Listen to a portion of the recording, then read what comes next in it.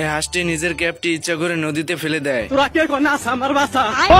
হাঁসের কথা শুনে পিঁপড়া দৌড়ে আসে।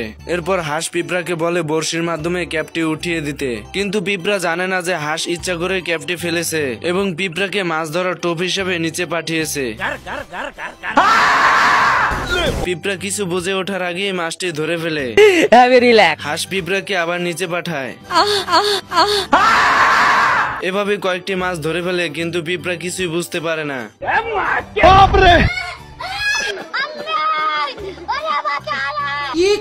এরপর হাঁস আর পিঁপড়া মাছ খেয়ে বিশ্রাম নিতে থাকে। এর ভিতরে হাঁস একটি জাহাজ দেখতে পায়।